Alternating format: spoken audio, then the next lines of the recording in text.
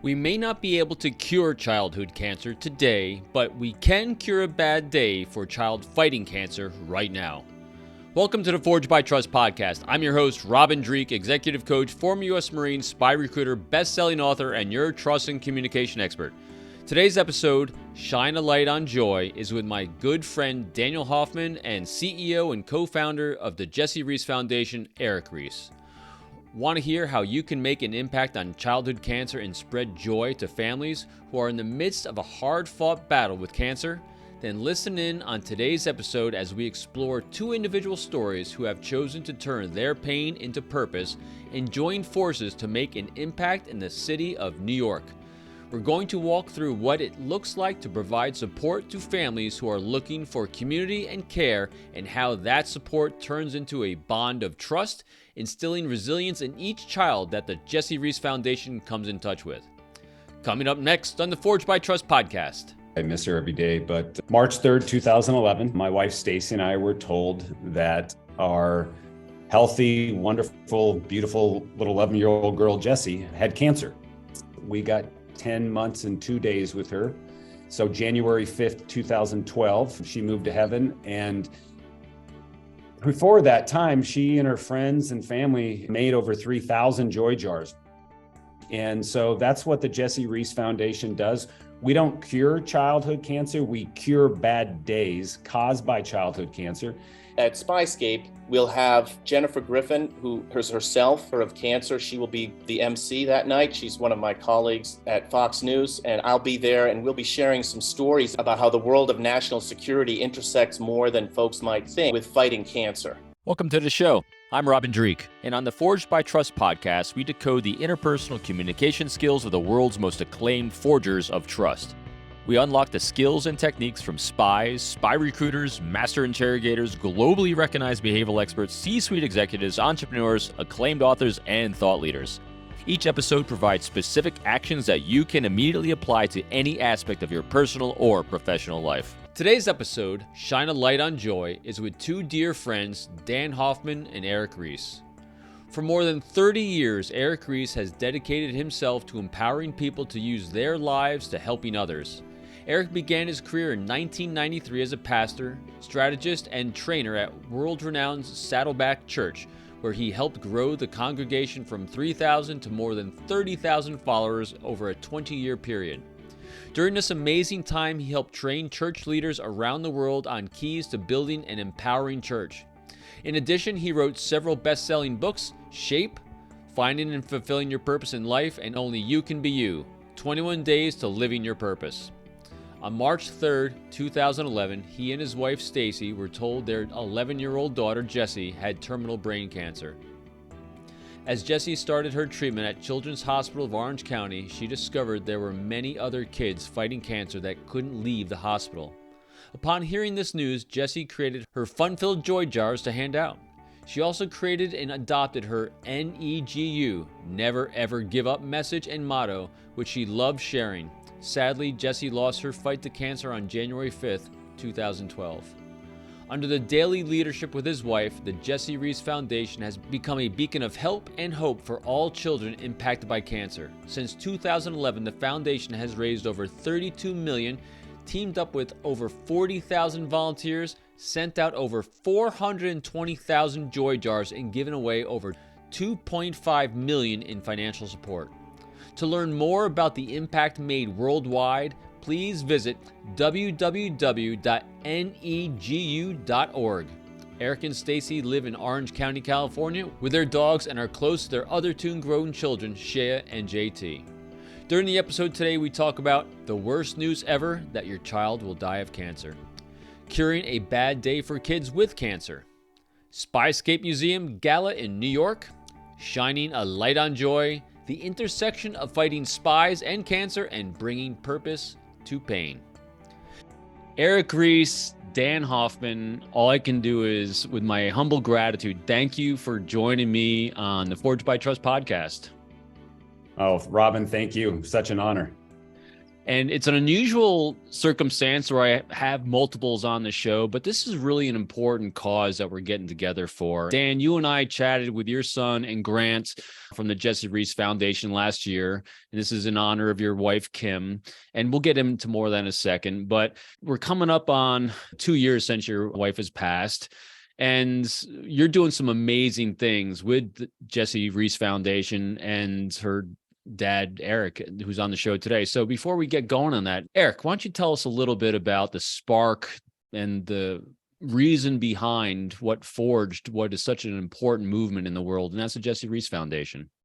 Well, thank you, Robin, and for having me on and allowing me to share about my daughter. Obviously, I miss her every day, but March 3rd, 2011, my wife, Stacy, and I were told that our healthy, wonderful, beautiful little 11-year-old girl, Jessie, had cancer. Obviously, the worst news any family could ever hear, hearing that your child has cancer. And then they went on to say, unfortunately, it's incurable and inoperable, and you have 12 to 18 months with her. So there was a time clock now ticking on our daughter's life, and it was very, very chaotic to going through those initial days. I was on a mission to find a doctor somewhere in the world that would prove the doctors here in California wrong. And I sought over 45-second opinions. And unfortunately, every one of them came back that Jessie had this brain tumor in her brain stem, and there was nothing anybody could do. So we had to put her in a clinical trial. And that consisted of taking her to the local children's hospital to get radiation, chemotherapy, and all those kinds of things. And about 3 weeks into her treatment plan, we were driving out of the parking garage there at the hospital, and Jessie was in the back seat. My wife, Stacy, was next to me, and Jess just simply said out of the back of the car, she's like, "Mom, Dad, when do all the other kids get to come home?" And I remember pointing to the third floor of the hospital, which was the oncology floor. And I was trying to tell her that, Jess, there's some kids that fight different types of cancer that cause them to stay in the hospital for weeks and days. And unfortunately, some spend multiple months. And the next words out of her mouth, one statement, 5 words, forever changed my life, because she said, "How can we help?" And to be honest, guys, I wasn't thinking about them.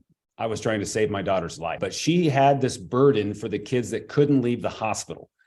So we came home, and my wife and I were talking about what we were hearing about Jessie and her treatment plans and stuff. And Jess had taken the initiative to go to the kitchen table or the island there, and she got out some of our brown paper lunch bags, and she started writing on them, joy, smile, brave, courageous, and putting stickers on them. I was like, "What are you doing?" She goes, "Well, I was going to put my Beanie Babies in these bags and we could take them to the kids." And I was like, "You really serious? You really want to do something for these kids that are fighting cancer but can't leave the hospital?" And she said, "Yes."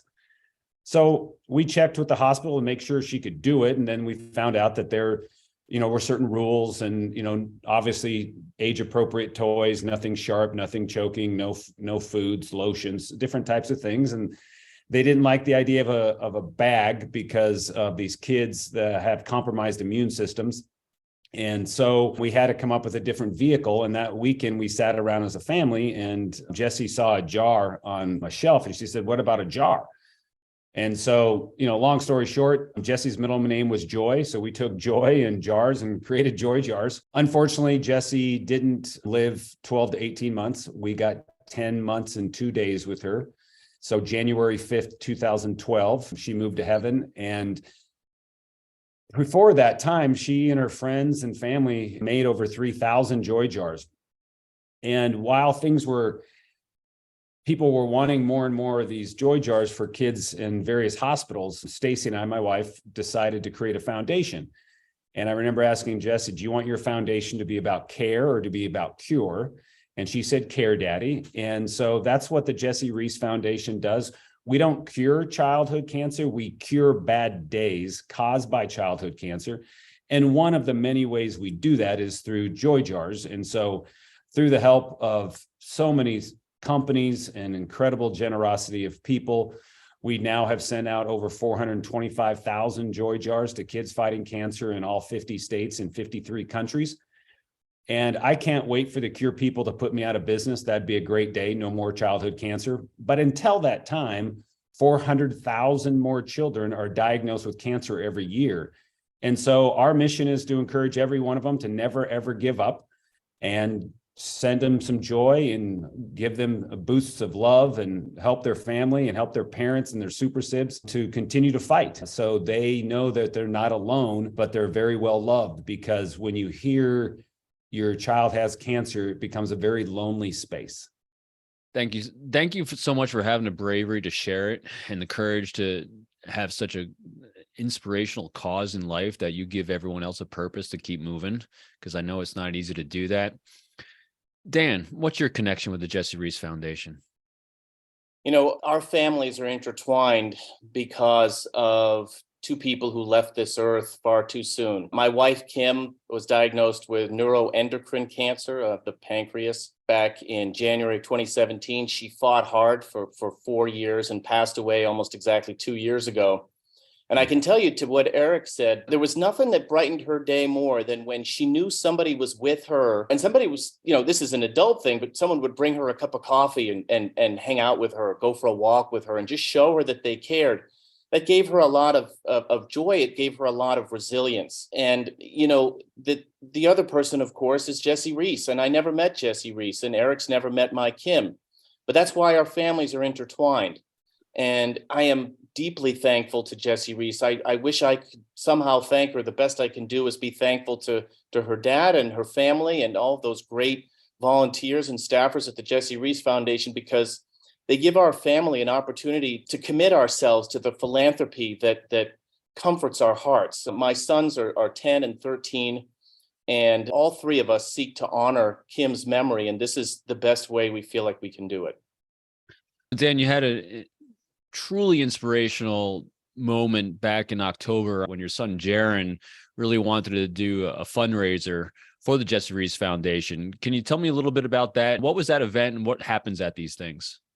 So I, you know, not surprisingly, had the same conversation with my son Jaron when he was then 12 years old that Erik had with Jessie. He wanted to do something connected with cancer to honor his mom's memory. And I asked him, well, do you want to work on the care or the cure? And he said, Dad, the cure is it's very hard for somebody like me to have an impact, but I think I can help people who have cancer. And he wanted to help kids like him. He had empathy as a kid himself. And he said, Dad, Jessie Rees was the same age I am now when she passed away.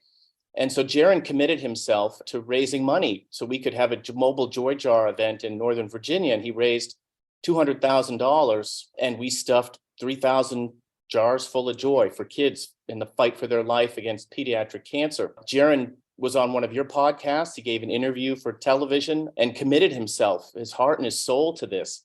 And I will tell you what meant so much to me that day. You know, we had 2 shifts, 3 hours each, and my sons also ran a basketball practice with Coach Faith. And so they sweated out for an hour doing basketball in between the 2 shifts.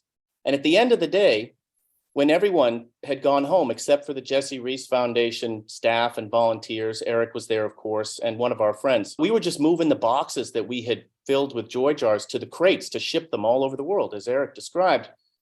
And my son Nathan was still moving boxes, and he still had the same energy that he had when he showed up at 8:30 in the morning. And I asked him, I said, Nathan, how is it that you have all this energy? You know, and how could you be doing this? You should be tired by now. And he said, Dad, we're stuffing joy jars today, not tomorrow, not next week, today, Dad. He went off and continued to do that work that he was doing.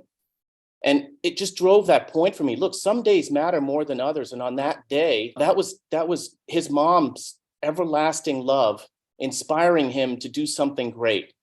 And that's why we have a lifelong commitment to working with the Jessie Rees Foundation. We'll get into more of this, I'm sure, in a few moments about our gala that we planned in New York City at SpyScape Museum in May. But this is something we're going to be working with the Jessie Rees Foundation forever. My children want to do it. So do I. This is giving us all a lot of purpose in life. You know, people ask me, like, why do you put your feet on the floor in the morning? Well, for me, it's for my kids, and it's for the Jessie Rees Foundation. I'll tell you, there's nothing more energizing than bringing joy to those around you and those that are especially suffering and having a bad day. Erik, tell me about the gala that Dan just mentioned. What are we doing? Well, again, because of Dan and his family and his relationships, we get the honor of coming out to New York on May 18th, a Thursday evening. And as Dan mentioned, we're going to be at SpyScape. It's going to be an incredible evening. There's a lot of wonderful things planned. We've got this very, very polished Irish tenor that's going to be singing, just incredible talent. But why are we coming? Well, if you look behind me, the name of the event is Shine a Light on Joy. And so you got to think, like, why did we pick that title for a gala? Because it was very intentional, because our hope is that the generosity of people that come that night will help us shine a light on joy. Because as I said, when you hear your child has cancer, it's very dark.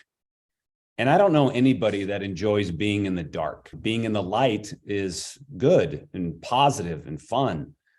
And we want to rally the New York base to help us shine a light on joy for kids fighting cancer. We work with over 280 children's hospitals, and many of them are in the Northeast. And due to just the simple density of population, there's thousands of children in the Northeast fighting cancer right now. And our hope is to raise significant amount of money so we can send every one of those kids a joy jar and start a relationship, because it's very important for people that are watching. We don't just send out joy jars. Yes, that's the tip of the spear from a strategy standpoint, but because of HIPAA, I can't go to Google and download a database of every kid fighting cancer, but I know they're out there. So we work with Ronald McDonald's House, children's hospitals, oncology camps, all these charity partners around the world, and we send joy jars to them. They then dispense them to the kids that they're caring for. And then inside the jar and the box that it arrives in is information for the family to come to our website and tell us about them. And so Joy Jars helps us start a relationship with these families. And then Club Nigu, which is this 18-month encouragement program for parents, super sibs, and the courageous kid, helps us strengthen and sustain that relationship, because the concept of never, ever giving up, you need constant reinforcement. It's really about resiliency. It's about a mindset to keep fighting. And so the opportunity to come to New York, team up with Dan and his family and his network and so many wonderful, generous people that are going to be there to raise awareness of childhood cancer, raise resources to spread more joy, so these families don't feel they're in the dark. They feel that there is a community of people they maybe never will meet personally, but a community out there that cares about them and wants them to never feel alone and always feel loved. So we're stoked to come out and hold this event on May 18th at SpyScape. It's beautiful.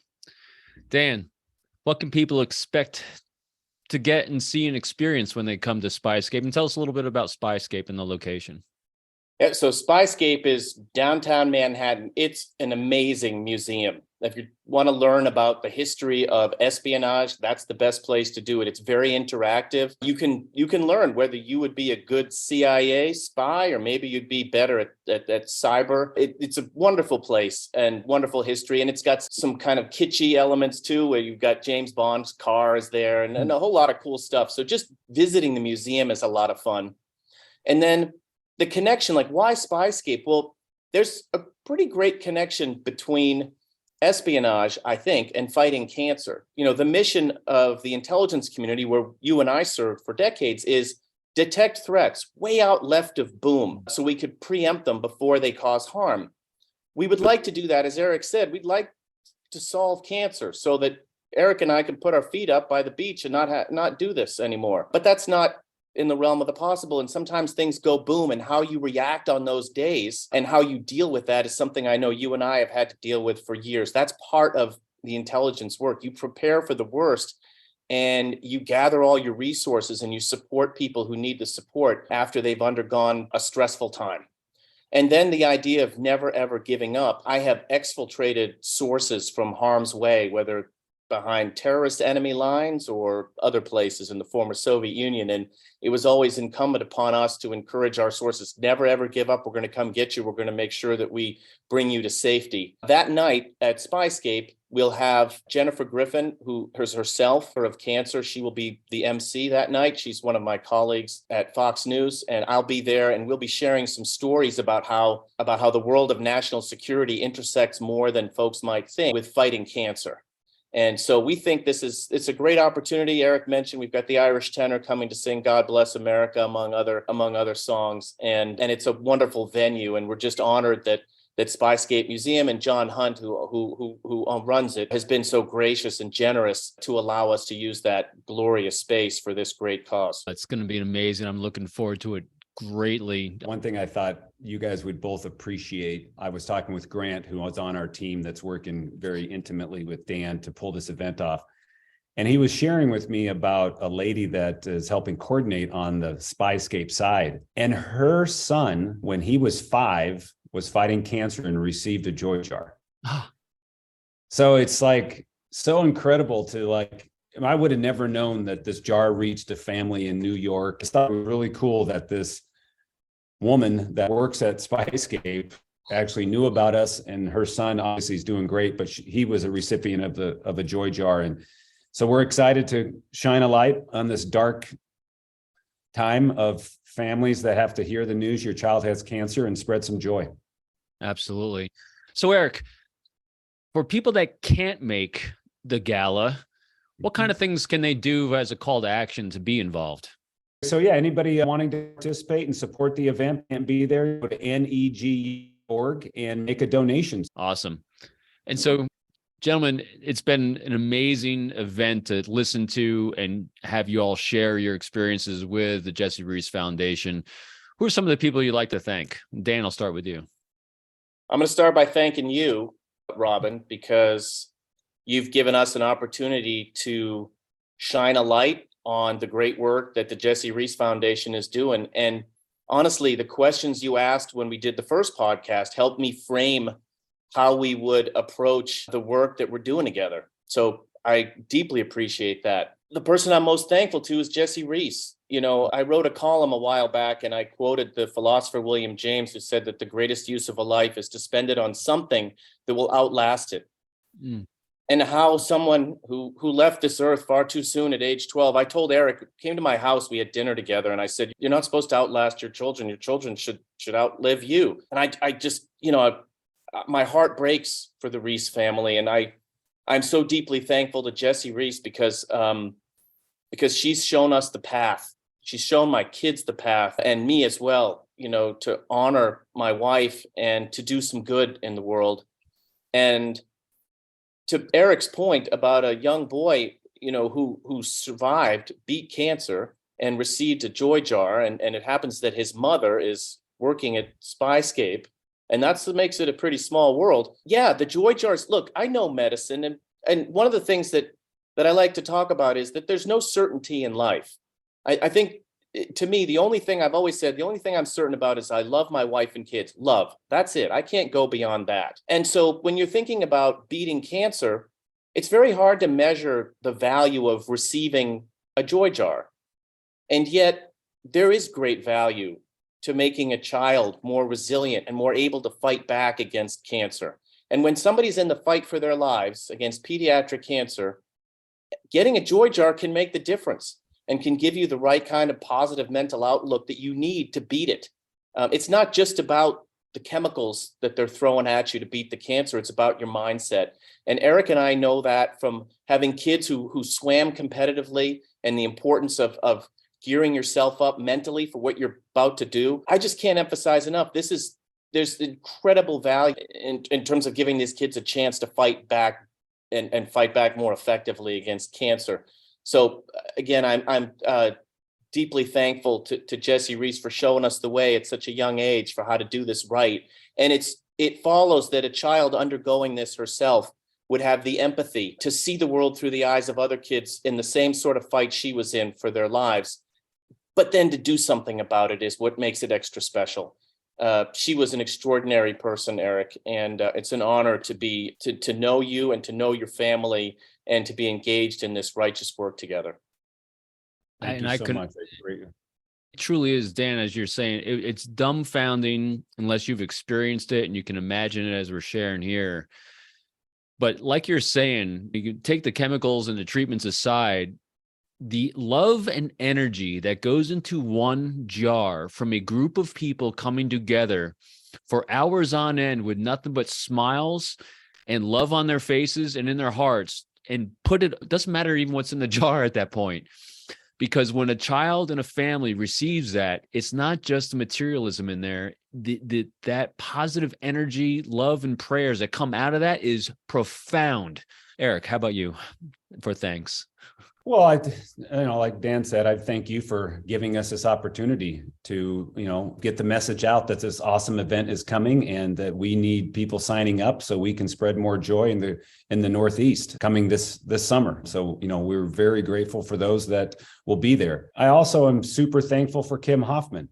Behind every guy is a greater wife. And I believe Jaron had a caring heart, not just because of his wonderful dad, but because of his mom. And I thank Kim for creating a culture that molded Jaron and Nate to care about others. And as Dan was saying, Nate was there working his tail off till the very end. He didn't have to, but he chose to.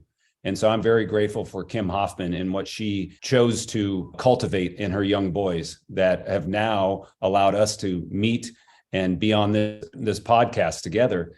And obviously, I'm super grateful and thankful, not obviously to my wife and to our kids, but to Jessie. I'm so grateful that she left me purpose for my pain and that I can do something beyond myself to try to spread a little joy and to bring a little hope to some families in a really, really unfortunate situation. And so, we're better together. And I believe that the more people that unite and choose to help kids fighting cancer never, ever give up, the more that we can do and the more joy that we can spread. So we're super excited to come out to SpyScape in May. And I hope your listeners choose to go to the website and sign up and join us for an incredible evening of obviously good entertainment, a beautiful place, but a purpose beyond ourselves to extend an arm of love and joy and hope to these innocent children that unfortunately are fighting this terrible disease. Your daughter left you a purpose for the pain. That is a poetic, beautiful way to state it. Gentlemen, what's something I should have asked you that I forgot to ask you that either of you wanted to make sure you shared before we sign off? Robin, you've done a great job of asking incredible questions. And I just, again, thank you and thank your viewers for listening. And please make a decision and join us at SpyScape on May 18th so we can together shine a light on joy for kids fighting cancer. Absolutely. Dan, anything? You got me. I'm at a loss for further words. Erik summed it up beautifully. Thanks. Perfect, gentlemen. And for everyone listening, please check out the show notes. All the links are in the show notes. Join the community of giving a jar of joy to a child that you're not going to be able to maybe cure today, but you can definitely bring a ray of light, hope, and inspiration. So anyway, thanks everyone for coming on. And I'm profoundly thankful for both of you in my life and giving me a purpose as well. So thank you very much.